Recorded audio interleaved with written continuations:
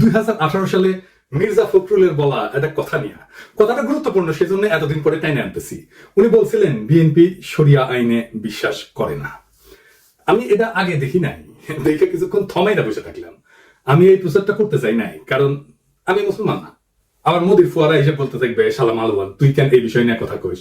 তুই বাংলাদেশের মুসলমানদের মনকে বিষাক্ত করে দিতেছিস, তুই দেশকে অশান্ত বানায় রেখা ইন্ডিয়া লাভ করে দিতেছিস, তুই শালা রয়রেজেন। কিন্তু বাধ্য এক করতে হইল, কারণ বাংলাদেশের মানুষ এক মহাবিপদের সামনে পড়ছে। এই সমস্ত ভীরু কাপুরুষ ইন্ডিয়ার পশ্চিমের সামনে নত জানো রাজনৈতিক নেতা এবং দলের নেতাদের কারণে। মির্জা ফখরুল যে বিয়ে করেছিলেন সেটা শরিয়া আইনে না, কাজী অফিসে যে বিয়া হয় সেটা শরিয়া নিকাহ শর্ত পূরণ করে এবং একই সাথে রাষ্ট্রীয় আইনের স্বীকৃতি দেয়। অর্থাৎ কাজী অফিসের নিকাহ আসলে শরিয়া প্লাস সিভিল আইনের কম্বিনেশন।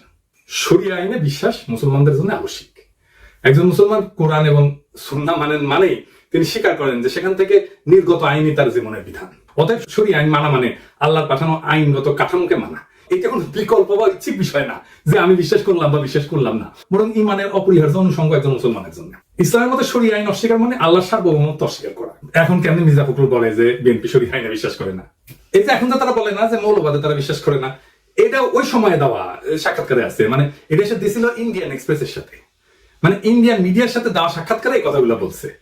আপনি এই নিউজ দেখান যে কোনো ইসলামী আলেমকে, তিনি কইবেন মির্জা ফখরুল এইভাবে আল্লাহর আইনি কর্তৃত্বকে প্রত্যাখ্যান করছেন, কারণ এটা তাওহীদের মৌলনীতির পরিপন্থী। শরিয়া আইন মুসলিম উম্মার আইডেন্টিটি এবং ঐক্যের কেন্দ্র। বাংলাদেশ এলিটদের মধ্যে এমন একটা অবস্থা হয়েছে না যে ইসলামের নাম আসলে ভয় কুকড়ায় যায়, যে মুসলমান হওয়াটা তার জন্য অপরাধ। পশ্চিমা রাষ্ট্র ব্যবস্থায় আইন হইল মানবীয় চুক্তির ফল, মানে সোশ্যাল কন্ট্রাক্ট। তাই সেটা পরিবর্তনশীল, ভগ্ন এবং বিভক্ত। কিন্তু মুসলমানদের একমাত্র নির্ভরযোগ্য আইন কাঠামো হইল শরিয়া আইন, যা কুরআন এবং সুন্নাহর সাথে সামঞ্জস্যপূর্ণ এবং উম্মাকে এক সূত্রে গাঁথে। তার মানে শরিয়া আইনকে অস্বীকার করা বা অবিশ্বাস করা মানে মুসলিম উম্মার ঐক্য, ইতিহাস, ন্যায় বিচার এবং বিশ্বাস কাঠামো সবকিছুতে আঘাত করা। একজন মুসলমান যখন বলে আমি শরিয়া আইনে বিশ্বাস করি না, সেটা আসলে শুধু একটা আইন, একটা ঐতিহ্য, একটা বিশ্বাস, একটা সভ্যতা এবং তার আত্মপরিচয়কে অস্বীকার করে। এই অস্বীকার শুধু ব্যক্তিগত মত না, বরং তা মুসলিম উম্মার অন্তর্নিহিত ঐক্যের ভিত কাটায় দেয়। মির্জা ফখরুল হয়তো ইন্ডিয়ার সাথে কৌশল করতে চাইছে, হয়তো তিনি ভাবছেন ভারত বা পশ্চিমের মনোভাব তুষ্ট করলে রাজনীতির সুবিধা পাওয়া যাবে, কিন্তু তিনি ভুলে গেছে নিজের ভিত্তি কাটলে কৌশল কিছু করতে পারে না, থাকে শুধু পতনের গর্ত।